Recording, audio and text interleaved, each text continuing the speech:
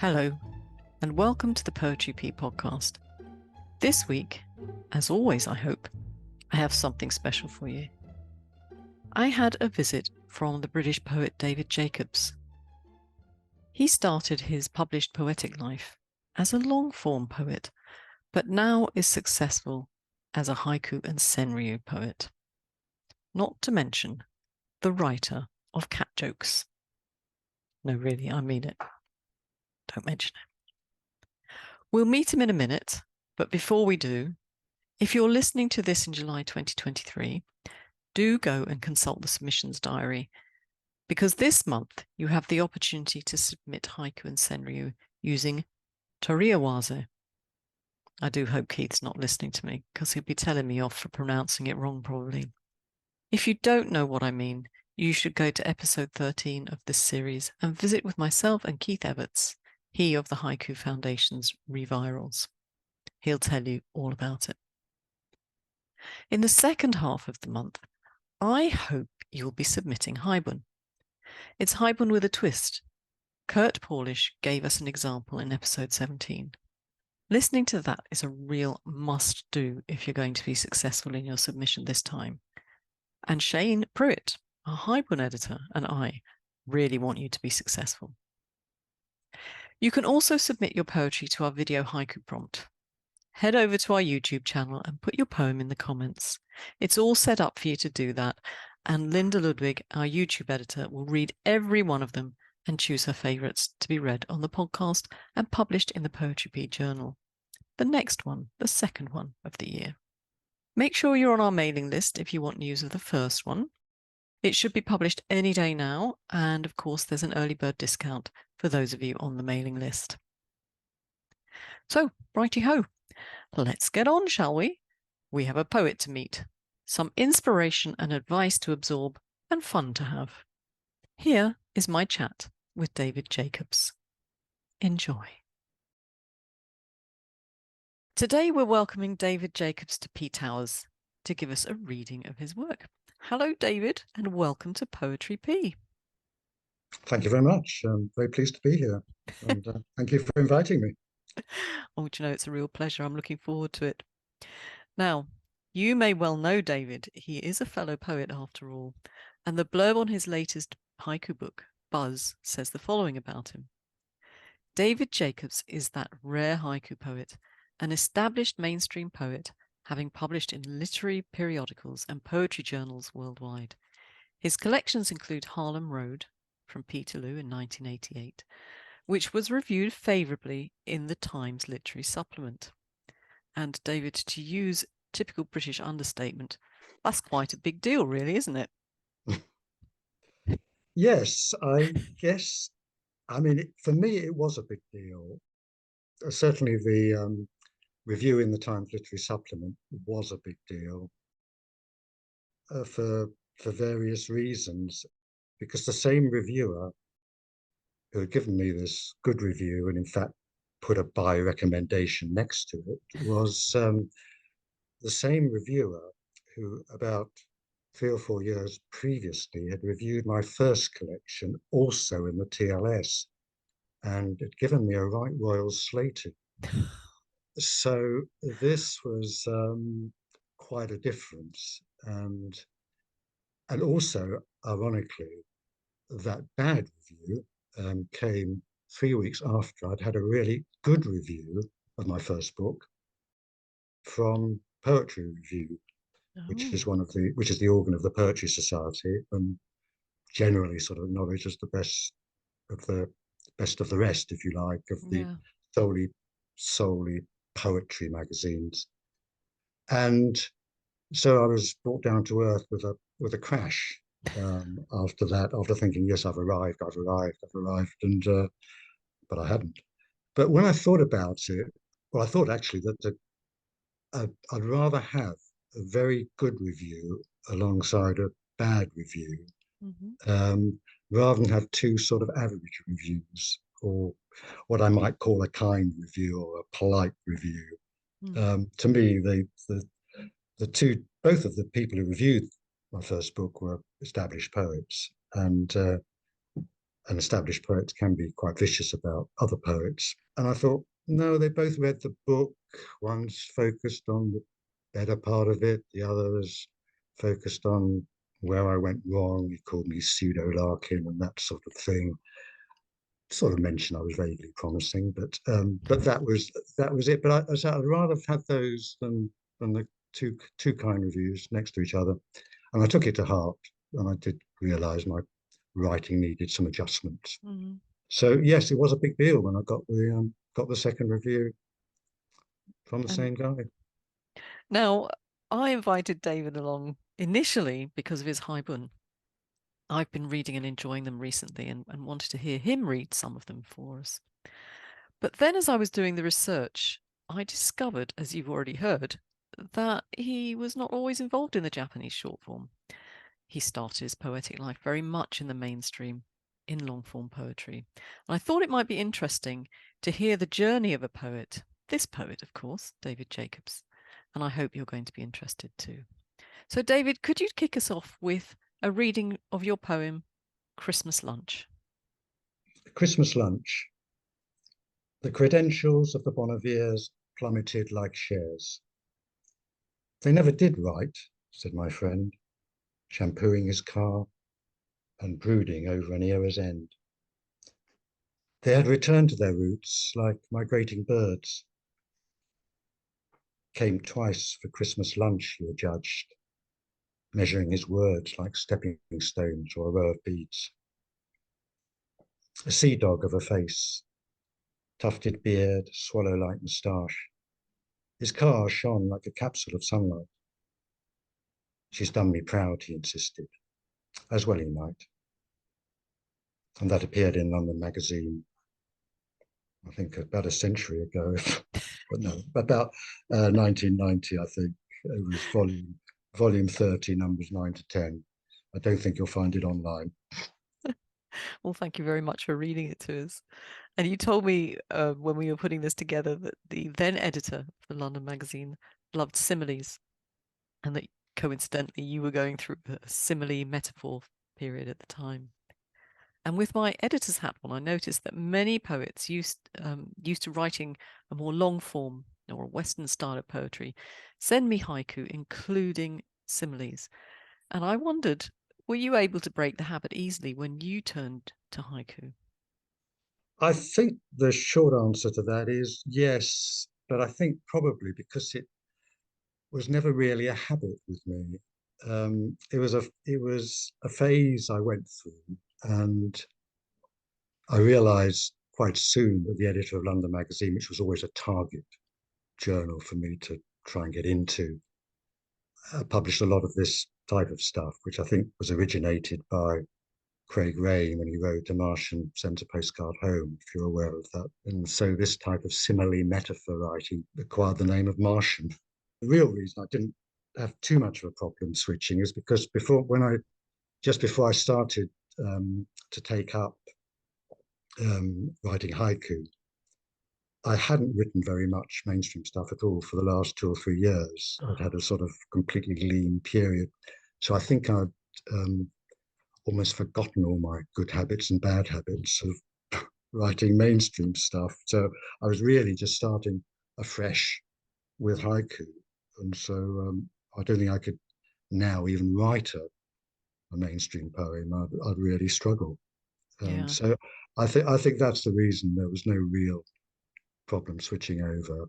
As we were talking prior to this, you said you might have a little bit of advice for people submitting outside the short form haiku, haibun type journals. Most advice I would give is read, Mm. because the best way of getting into, for beginners certainly, getting into journals and is to read the best. And if you want to be the best, you want to read the best.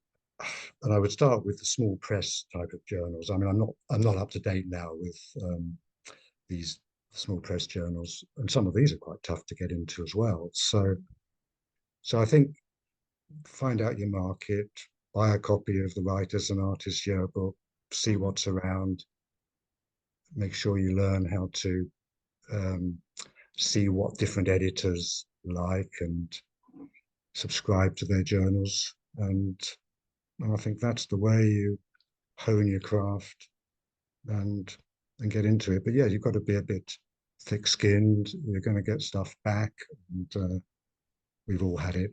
I mean, a lot of people do not like rejections. Well, a lot of people, probably everyone, doesn't like doesn't like their poems coming back.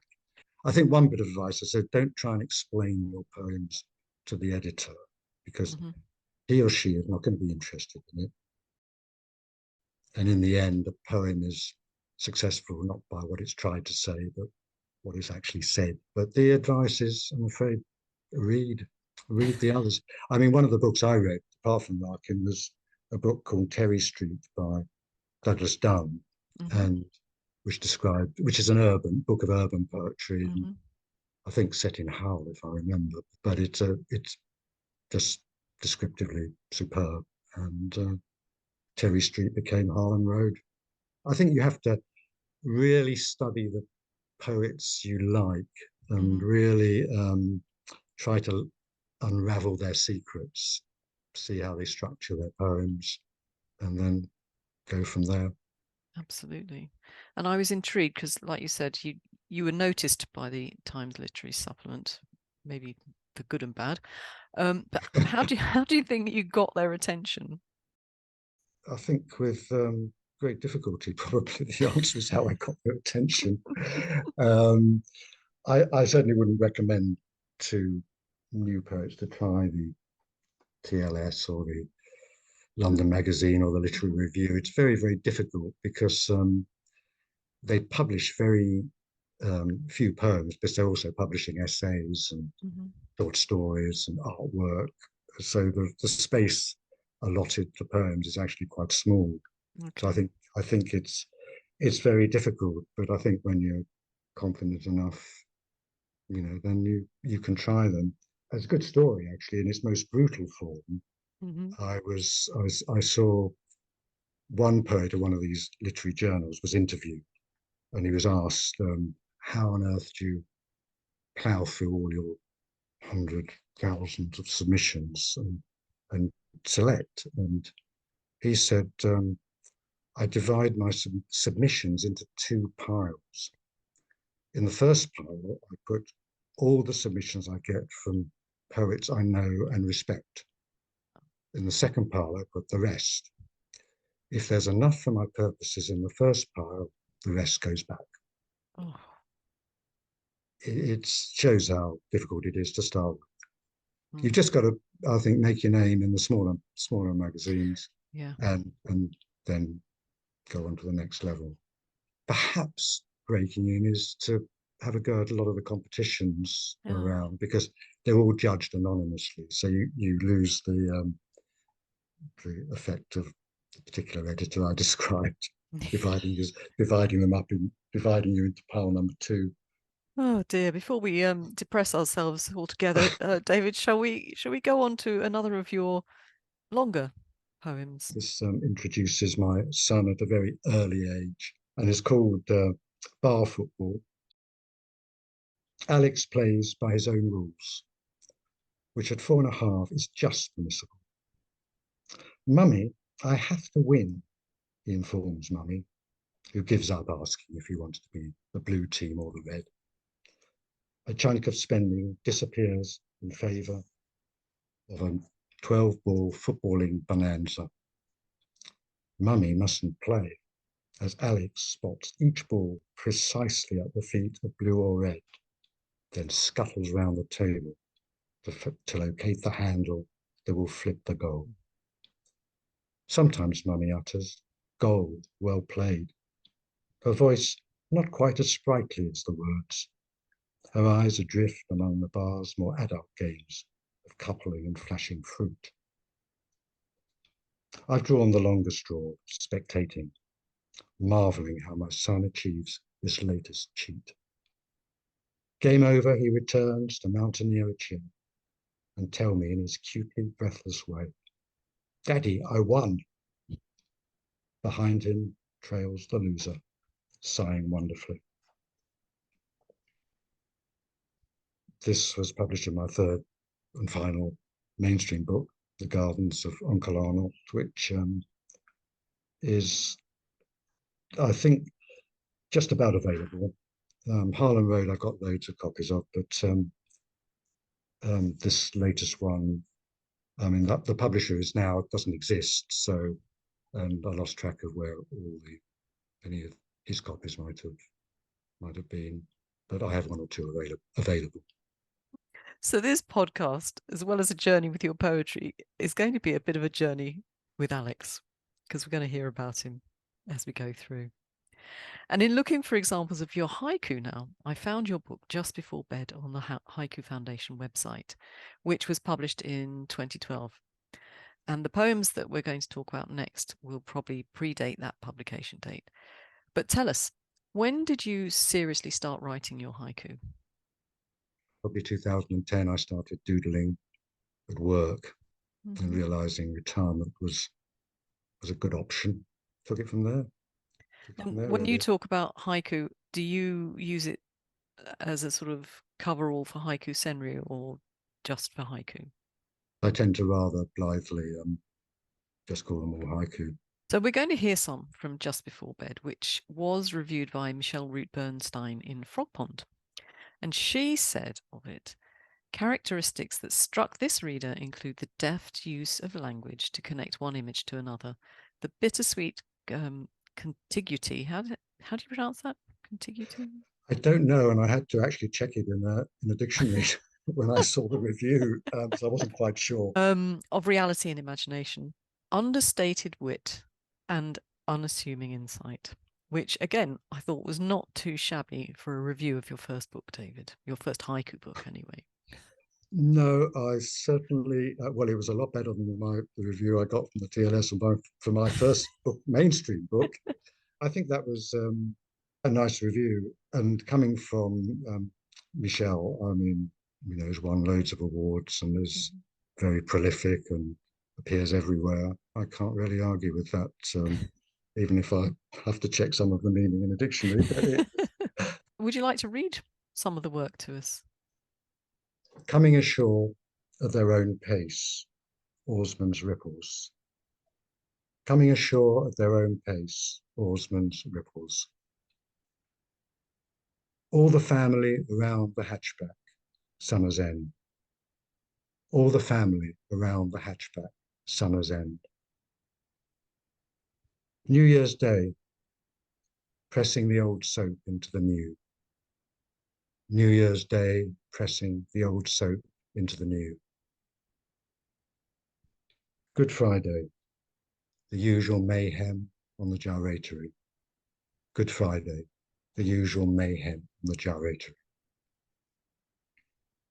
I said to you before, David, that last one resonated with me. And last time we were talking, I couldn't remember what the name of the road was. I remembered in the end it was the Hanger Lane gyratory, yeah. which, if anyone is listening from London, will know is horrendous, particularly at the weekend. But there you go. And the other one, I thought every time I read it and listening to you read it too, New Year's Day, pressing the old soap into the new. I think isn't that a poem of its time? Do you think in 10 years' time people will get that? Oh, yes, I see what you mean. Yeah. I wanted to do a haiku about pressing the old soap into the new because I thought there had to be something there. And it took me ages to actually get the first line. Mm. And the now seems completely obvious. I suppose New Year's Day is a bit of a hackneyed type of Kigo, but but it works at times. It works perfectly, really, for this one. Like you said, now you've got it there. You must have been kicking yourself that you didn't think of it earlier. But this is the thing about haiku writing, isn't it? It's just when you finally sort of get there and you think, well, how did it take me 6 months to get there, or whatever it took, and this was, and sometimes you sort of almost, yeah, the Kigo you might start with a Kigo, but this I just started with how do I sort this image out? That was it, and So Yeah, are you somebody who edits, who will keep, however you keep them in a notebook or whatever, you'll write, let it stew for a little while, come back and edit them, or how do you go about it? it varies. I mean, obviously, probably like most people, some come quite quickly, but Mm-hmm. and seem to be sort of finished, Mm-hmm. and others, I yes, I come back to them, and when I think I've got a draft that might be a week's time, a month's time. Mm-hmm. I mean, there's one poet, a haiku poet I spoke to, and quite a well-known one, and he told me that once he's written a draft, he puts it away for 4 to 5 years. Oh. I mean, I think it's quite extreme that, but Mm. it seems to work. Yeah, I think someone described finishing a poem as like a box when it just clicks shut, isn't Oh. it? That's the and that's when you know it's you can close down that particular haiku forever and go on to the next. We're going to continue our journey with you with a few more haiku and senryu from another of your books, Grandma's Chip Bowl. Now, this one was reviewed by Alan Summers, who said, this collection is a magnum opus with 112 haiku. Thankfully, the power of its themes make this a wonderful read, not at all bloated. These strong themes encompass other seasons, those outside nature, but of it too, such as our daily commute and thoughts of death, practical and otherwise. And one of the most powerful, endearing, and blisteringly powerful themes of today, that of mental health. And he also mentions the glimpses we get into the father and son relationship. And I think, in fact, we're going to hear a little bit more of Alex. So, shall we, David? Sub-Zero. My son's email starts with sorry. Sub-Zero. My son's email starts with sorry. A better day. The sink ant granted a reprieve. A better day. The sink ant granted a reprieve.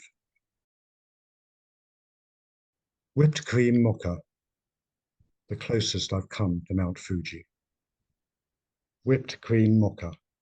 The closest I've come to Mount Fuji. And finally, this is a one-line poem.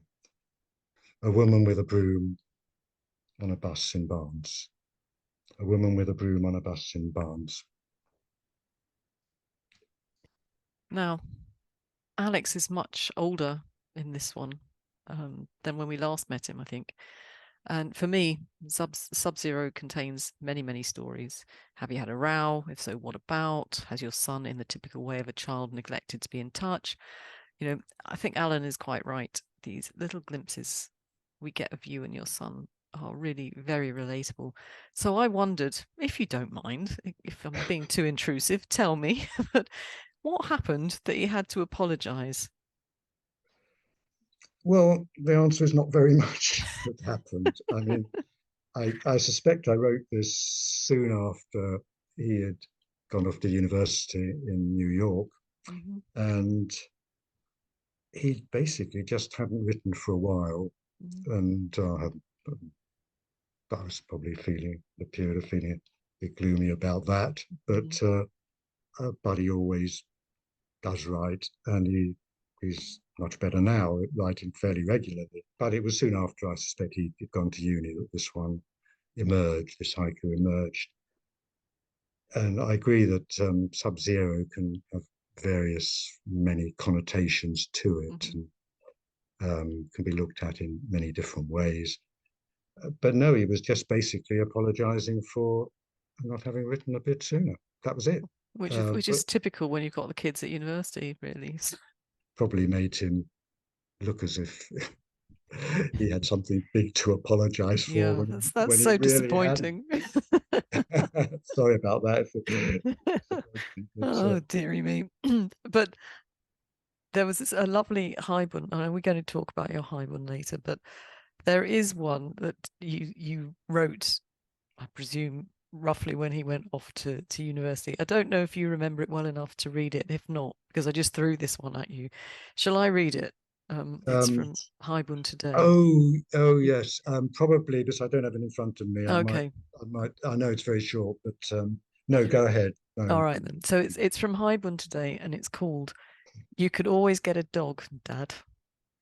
That's what my son came out with at Heathrow when I saw him off to uni, just after I said I was going to miss him.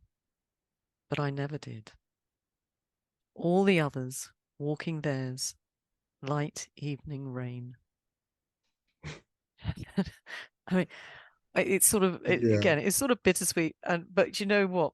Just reading it out loud again.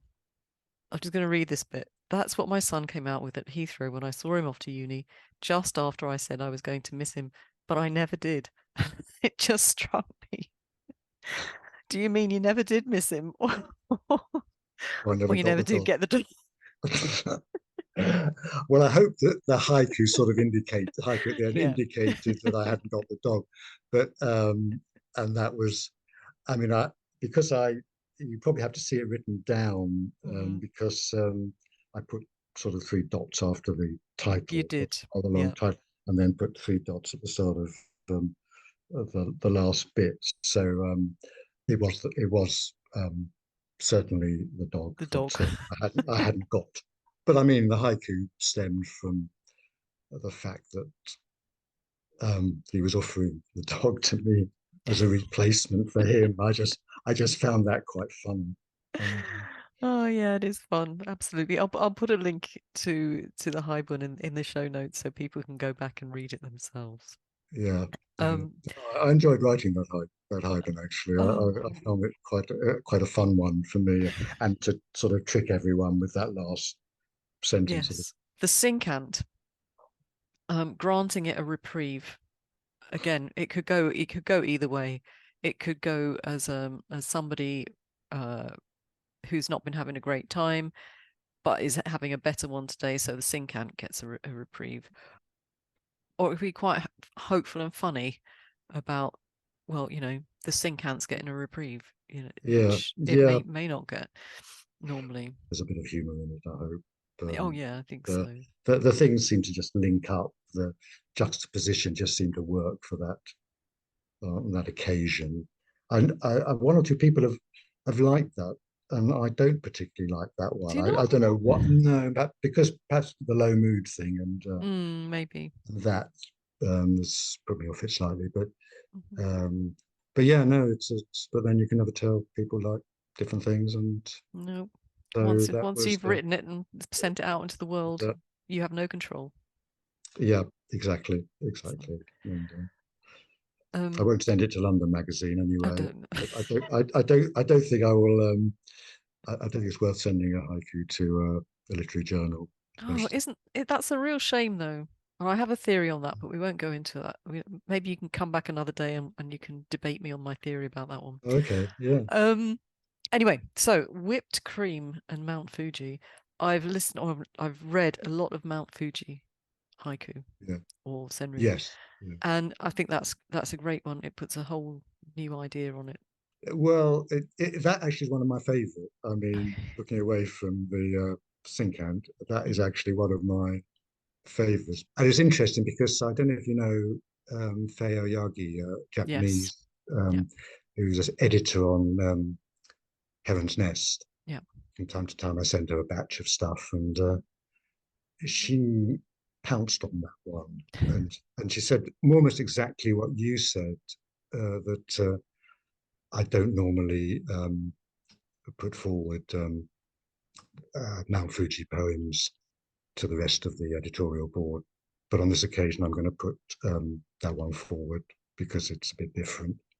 Unfortunately, the rest of the editorial board didn't think the same, Did they and that not? one, no, well, it didn't get, it did wasn't one that made it into Oh. the Ultimate Journal. But I was pleased with what she said. I mean, the fact that she sort of laughed at it. It's one of my earlier ones. I don't think it's ever got into a journal. And then last but not least, your lady on the bus in Barnes. I wrote to you and said, have I missed one of the layers in this? And do you want to tell us what you said? I think I agree with you basically that it isn't too deep. Mm-hmm. It's just and the strength of it comes from the alliteration, Mm-hmm. which is, I think, you also say that some people like, some people don't like. Um, Yeah. I always think, I mean, I sometimes, when I say it to myself, I sort of sounds of, I was almost sing it.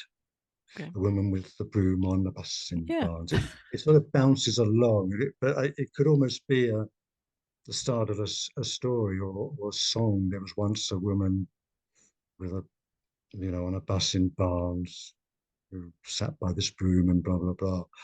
It's that sort of thing. Yeah. I just found it a bit of a, you don't see this every day type of site. But I don't know if anyone wants to uncover a layer of depth in it. They're welcome to try. Um, well, I like the alliteration, but as I said to you, I think some people are a bit sniffy about it Yeah, sometimes. But yeah. I think when it's done like this, I think you've got to admire it. That was just my tuppence worth on that one. But I also wanted to know, why is the work, this particular book, called Grandma's Chip Bowl? In the book, there's a haiku which is top hotel, grandma's chip bowl overflowing. And in the absence of finding a title that's really good, I think probably most haiku writers look through each haiku they've written and see if there's a good sort of title there within one of the haiku. And I just sort of came up. I just decided, oh, that's a good thing because it sounds as if the book is overflowing with haiku, whereas her bowl was overflowing with chips. And it was just, and she was really enjoying these. I mean, the family were sitting at a table near us, and it was just the children were running around, and she was just having a marvelous time with this massive bowl of chips. And the front cover of the book actually has a picture of chips almost overflowing and the ketchup sort of wobbling on the edge of the bowl, about to fall off. And that was the why I decided to call it Grandma's Chip Bowl. Can people still buy this book? Yes, I've got copies of this, and I would be the only one who would Okay. probably have that. So that would be the email me, and I can sort that out. Okay. So again, remind people that the details will be in the show notes. They can go there Yeah, and find yeah. out. So on to our last batch of haiku, and this time from your most recent book, Buzz. So Michael Dillon Welsh says of this haiku, or the haiku in this book, that these self-effacing poems reveal the poet getting older. Cheers, Michael. So do you feel that in the work? Because I know Um, we're going to meet your son again, and he's definitely older. I certainly feel I'm getting I feel grumpier, which is a good sign of a real sign of getting older. Hmm. But yes, as to your question, do I feel that in the work? Yes, I think it's there because it does contain a reference to a 65th Christmas and a 68th birthday and another haiku that are less direct than that. So shall we hear a little from Buzz then, David? Arrivals, my son's stubble. Arrivals, my son's stubble. The kiosk girl, gone with the kiosk, first autumn leaves. The kiosk girl, gone with the kiosk, first autumn leaves. Wildlife, I tread a path round the lovers. Wildlife, I tread a path round the lovers. David, we've seen a progression of your poetry from long form to haiku through the years. Do you feel, we know we've just touched on you feeling older yourself, but what, if anything's changed about your haiku? Um, well, you may be surprised by this answer, but I think they may have actually got slightly worse. I remember the late Martin Lucas did say something about a 2 year explosive period of writing haiku, after which you sort of lose the way and they go sideways and maybe downhill from Mm. there on in. I quite like the challenge, and I've gone on to writing and I've been writing quite a lot of one-liners recently, Hmm. jumping on a sort of bandwagon because a lot of haiku writers seem to be now writing in one line, Mm. and I find that quite a nice challenge. And I'm probably being unduly pessimistic about my own work. I suspect. I think Just Before Bed was a sort of shorter book, and it didn't have too many very bad haiku in it. Whereas Mm. now I probably may be writing some which are similar, but a longer book will probably contain a few more not so good ones as well. And one of my early ones did pick up a British Haiku Award, or a runner-up in the British Haiku Award a couple of years back, I think. So I'll read that one. Yes, please.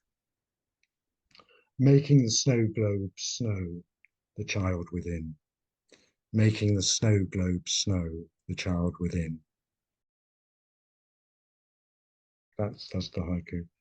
I mean, writing is a challenge. I mean, I'm not sure I've really ever found my voice in haiku, Hmm.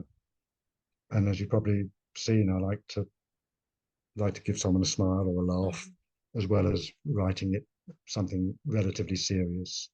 But you Um, were also telling me, David, speaking of your humor, that in a former existence you wrote a joke book, the Awfully Good Cat Joke Book, yes, with yeah, terrible jokes.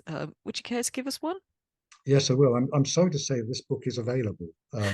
Not particularly from me, but I notice it's there with a lot of online Hmm. booksellers. It was all done in question and answer form, Hmm. and they were brilliantly illustrated by the artist. Oh, okay. Um, the jokes. Why do cats never go hungry in Reykjavik? Answer: because it's in Miceland. Now, yes, a bit of a dad joke, but the Definitely a dad joke. I mean, that'd be a great present for all dads coming up to Christmas or Father's Day. it sold well in the Christmas it came out. I have to say, unfortunately, the joke that I've just read out is probably the best one in the book. So that might not encourage people to go out and buy it. I'm not sure you've done the best sales job on that one, but you've Uh, been honest, and it is a, it Well, is a I may very. not have done the best sales jobs, but I reckon it's sold a lot more than my haiku books. Just probably in a few days before one Christmas. Oh, good Lord. Um, Um, s- just to go back to your haiku book then, Buzz. Buzz is a Red Moon Press book from the Red yeah, Moon Press. yeah. Is that the only place that people can get hold of it? Yes, you can obviously get it through Red Moon, Mm. and I have copies Okay. available. It's probably cheaper to come through me. I'm quite happy for people to go through the official channels. So now we're coming to the bit that I sort of highlighted at the beginning, haibun, because that's how I mean, I knew your work, but I wasn't as familiar with your haiku and senryu as I am now. But it was your haibun that I was really excited about. And so I invited you on, and I think you've got three more that we're going to hear now. So I'm going to hand over to you and let you go for it. Okay, thank you. The first one is the longest and is probably my favorite, called Intention of Visit. It describes going through security at JFK or border control, and it's done in sort of it's yeah, how would I explain it being done is it's it's the questions that I'm being asked is the first thing that you will hear. The second thing is an answer that I might have liked to have given if I was happy to spend a day in a jail in New York. The final bit is the answer I actually gave. Intention of visit. And what, Mr. Jacobs, is the intention of your visit? Survival. I hate traveling, especially with American Airlines. I'd much rather stay at home, but I intend to limit panic attacks to no more than one per day and not become psychopathically wound up when room service fails to answer. I further intend to avoid ending up in the Bronx as a result of your utterly incomprehensible subway system. To see my son. Your son lives and works in New York? The reason I booked a flight to JFK rather than Moscow. Yes. And what does he do? Womanizes mainly. No female is safe with him on the loose, including your wife. I'm surprised Humpty Trumpty signed off on his visa. Financial services. Do you have grandchildren? Almost certainly, but none have been verified. No. Your address in New York? Polite. Always polite when I address New Yorkers. The Hilton, Avenue of Americans. I mean Americas. Thank you, Mr. Jacobs. Enjoy your stay. Liftoff. My cell phone working like a dream. Logjam. The cabbie tells me his entire life. I think, I mean, I've read a lot of your haibun now, and that's certainly one of my favorites. Just for I mean, I've been through, a lot of us will have been through the same situation as you. Yeah. But the other thing I was thinking when I read through this, I thought when I read what you said about him, I thought, oh, if that were mine or the other one who isn't married, he'd give me some serious grief if I wrote um, that. Strangely, I mean, my son did read this one, and Mhm. he was he just said, "Yeah, no, that's really funny. It's really funny." And whether he was quite chuffed to be described as a womanizer and it was good for his ego, or I don't know, but he was, but he certainly didn't really comment on it. And I've certainly not heard from his lawyer, so I think it went down all right. All right. Oh, jolly good. Our next two, or your next two, I should say, are both from Haibun Today, I think. That's right. Yeah. Yes. Yeah. Okay. So the first one is called The Runner. It feels as if he's always here, circling and recircling the perimeter path, clocking out mileage like Forrest Gump. Sometimes I think I'm invisible. If I meet him head on, it's always me who steps aside. Old cemetery, some stones impossible to read.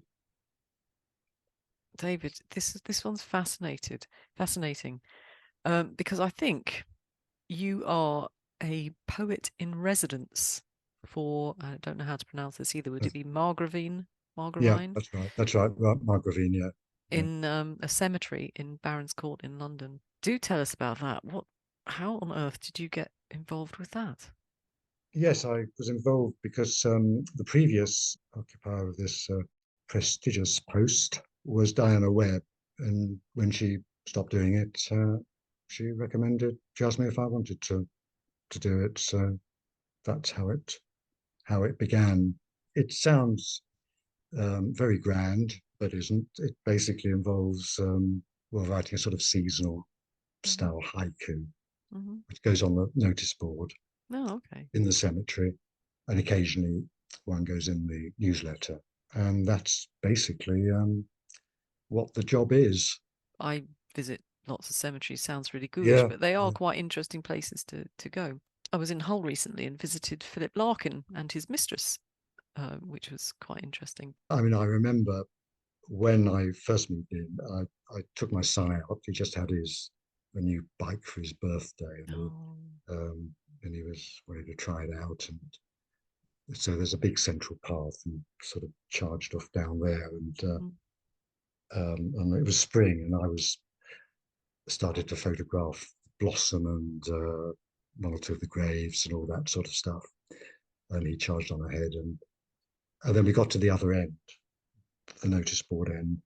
I looked on the notice board, and they said they had the bylaws printed, and they said one of which was no cycling is allowed Oh. in the cemetery, and no photographing of the graves is allowed Oh. without consulting the estate.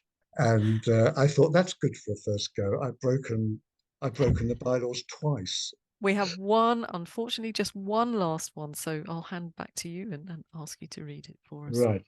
The last one is actually I think the first haibun I had published. and is called 102. In 3 months, he'll be 102. I've stopped adding, if he makes it, partly because I shouldn't, and partly because he will. My brother and I brainstorm as to what we might get him, not for the first time. He suggests a puzzle. I wonder about Lego giving its cult following among adults. Could he manage a simple Darth Vader? Snowbound field, seen from the train window, another train. So, David, it's time to say goodbye, and a big thank you for spending time with us today. We've spoken about a number of your books. All of them you can get through David, so I'll put all the details in the show notes. So, David, thank you once again for coming along and reading to us. Oh, well, thank you very much again for inviting me. I mean, I've enjoyed it. I've enjoyed it very much. Thanks, David. Thank Thank you you. very much. Thanks, Patricia. So that was my visit with the British poet David Jacobs. I really hope you enjoyed it. And you know a little bit more about him now. If you're interested in any of the books we've spoken about today, and you'd like to get hold of them and have a read, I'll have links in the show notes.